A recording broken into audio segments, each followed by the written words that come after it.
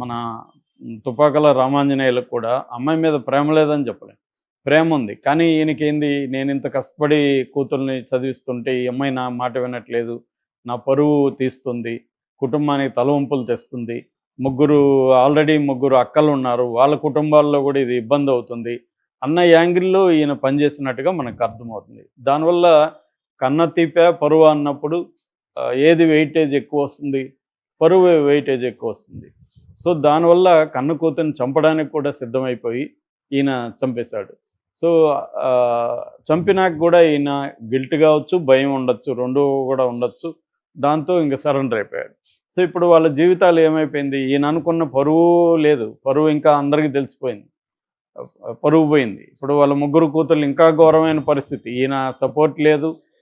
వాళ్ళకి అన్న కూతురిని మీ నాన్న చంపాడని వాళ్ళ ఇంట్లల్లో గూడా వాళ్ళకి ఇబ్బంది. అది పోయింది.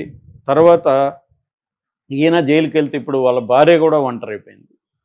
సో, మొత్తమే అంటే ఒక ఆలోచన ఒకవైపే ఉండడం అనేది ఈయన చేసిన తప్పు. ఈయనకు బాధ ఉండొచ్చు, అవన్నీ ఉండొచ్చు గానీ, మనం ఈ అమ్మాయిని చంపితే పరిస్థితులు ఏముంటాయి? దాని బదులు ఈ అమ్మాయిని తనకు నచ్చినోడితోనే పెళ్లి చేద్దాం ధైర్యంగా అన్న ఇది ఈయనకి లేకుండా పోయింది. దీనికి ప్రధాన కారణం ఏందంటే పరువు హత్యల్లో ఒకటి కమ్యూనిటీ ప్రెజర్. మన మామూలుగా పరువు హత్యలు ఎక్కడ జరుగుతున్నాయని ఆలోచిస్తే ఎక్కువగా ఇండియా, పాకిస్తాన్, ఆఫ్ఘనిస్తాన్, జోర్డాన్ ఇలాంటి అంటే ముస్లిం దేశాల్లో ఎక్కువ పరువు హత్యలు. అట్లాగే ఇండియాలో హిందూ కులం దీంట్లో కూడా ఎక్కువ పరువు హత్యలు. ఎందుకు ఇవంటే బాగా వెనుకబాటుతనం ఉండడం, ఇంకా కూడా హానర్ కల్చర్ సొసైటీస్ అంటారు. హానర్ కల్చర్ సొసైటీస్ ఎక్కువ ఉండడం, పరువు అనే దాని చుట్టే ఈ సమాజాలు నడవడం, ఇది బ్యాక్వర్డ్‌నెస్ నుంచే ప్రధానంగా కనిపిస్తుంది.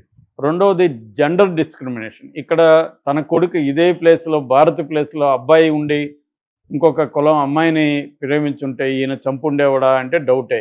ఎందుకంటే ఎక్కువ జరుగుతూ ఉండేది అమ్మాయిలే. అంటే పరువును కాపాడాల్సిన బాధ్యత అమ్మాయిలదే అన్న ఒక ఇది కూడా మన సమాజంలో బలంగా ఉంది. అందుకని జెండర్ డిస్క్రిమినేషన్ కూడా కనిపిస్తుంది ఇక్కడ. తర్వాత దీనికి సెపరేట్ చట్టం లేదు మన దేశంలో. హానర్ కిల్లింగ్స్‌కి చట్టమే లేదు. అసలు హానర్ కిల్లింగ్, పరువు హత్య అనేది రాంగ్ పదం. అది వేరేది లేదు కాబట్టి మనం వాడుతున్నాం. పరువు హత్య కాదది. కులం ఉన్మాద హత్య అని దాన్ని పిలవాలని అనేక కుల సంఘాలు, మహిళా సంఘాలు డిమాండ్ చేస్తున్నాయి. అది కరెక్టే. కుల ఉన్మాద హత్య ఇది. ఇప్పుడు ఈక్వల్ కులం అంటే ఈయన పట్టించుకునేవాడు కాదు. కులం వేరేది కాబట్టి తనకంటే తక్కువ కులం అన్న ఫీలింగ్ ఉంది కాబట్టే ఈయన చంపాలనుకున్నాడు. సో, కులము, జెండర్, మహిళ ఈ 2 అంశాలు ఇక్కడ ప్రధానంగా పనిచేస్తాయి. సో, దీనివల్ల ఆలోచించుకోవాలి తల్లిదండ్రులు. నా మాట వినలేదనే ఒక అహంకారం కావచ్చు, లేకపోతే ఆగ్రహం కావచ్చు, బాధ కావచ్చు. రెండోది కమ్యూనిటీ ప్రెజర్, బంధువులు, ఇతర ఫ్యామిలీ మెంబర్సు, సొసైటీ ప్రెజర్ వీళ్ళ మీద ఉండడం కావచ్చు.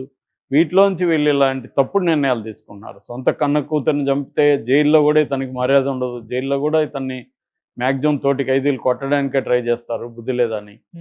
కానీ ఇక్కడ ఇంకోటి కూడా సమాజంలో జరుగుతుంది. ఇట్లా కన్న కూతురిని చంపిన తండ్రులకి సపోర్ట్ కూడా పెరుగుతుంది.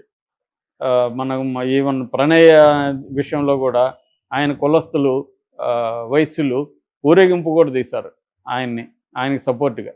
అంటే దీంట్లో కూడా ఇప్పుడు ఇలాంటి ఆయన ఎంతో కష్టపడి షాప్ పెట్టుకొని అవన్నీ కరెక్టే ఆయన పాయింట్ ఆఫ్ నుంచి. కానీ చంపడం రాంగు. చంపడం వల్ల ఆయన సాధించింది ఏంది? రిజల్ట్ చూస్తే కూడా మనకు అర్థమవుతుంది. ఆయన ఏం సాధించాడు? పక్కనోడికి ఎవడికో ఫేస్‌బుక్‌లో పెట్టొచ్చు. భలే గొప్పోడాయే, నువ్వు కూతుర్ని చంపావు, కరెక్ట్‌గా చంపావు. ఆ పిల్లకి అదే కావాలని వీడు పెట్టొచ్చు. వీడిది పోయేదేముంది? కానీ ఆయన కుటుంబం, ఆయన ఫ్యామిలీ, వాళ్ళ ముగ్గురు కూతుర్ల లైఫు అంతా ఏమైంది? దీని నుంచన్నా బుద్ధి తెచ్చుకోవాలి తల్లిదండ్రులు. వాళ్ళు ఒక ఇదైనాక అదేదో బిడ్డల్ని కంటాం కానీ వాళ్ళ తలరాతల్ని కంటామన్న సామెత ఉంది, పాత సామెత. అలాగా వాళ్ళ తలరాత అమ్మాయి ఇష్టం వచ్చినోడిని ప్రేమించింది, ఓకే వదిలేద్దాం అనుకోనుంటే అదే అమ్మాయి ఆ అమ్మాయి వైపు నుంచి చూసినప్పుడు ఆ అమ్మాయి కూడా అంత పిడివాదంగా ఉండడం కరెక్ట్ కాదు. అంటే తల్లిదండ్రులు ఎలా ఆలోచిస్తున్నారో చూసుకోవాలి తప్ప, నేను చచ్చిపోతాను అనేది ఇది సినిమాటిక్‌గా ఉంది తప్ప ఆ అమ్మాయి ప్రాక్టికల్‌గా లేదు. ఈ అబ్బాయి ఒకవేళ పెళ్లి చేసుకున్నా కూడా గొడవలొచ్చి విడిపోయే కేసులు కూడా పెరుగుతున్నాయి. సో, అమ్మాయి ఆలోచించుకోవాలి. మనం చనిపోవడం ముఖ్యమా? బతకడం ముఖ్యమా అని. అది వదిలేసి ఆ అమ్మాయి కూడా ఒక పిడివాదంతో తండ్రిని తెలిసి కూడా తండ్రి ఇట్లా ఉన్నాడని ఓపిక ఉండి కొంత ఉద్యోగం వచ్చి బయటికెళ్ళి ఆ ఓపిక ఆ అమ్మాయికి కూడా కనబడలేదు. మరి ఆ అమ్మాయిని ప్రభావితం చేసిన అంశాలేందనేది మనకు తెలీదు.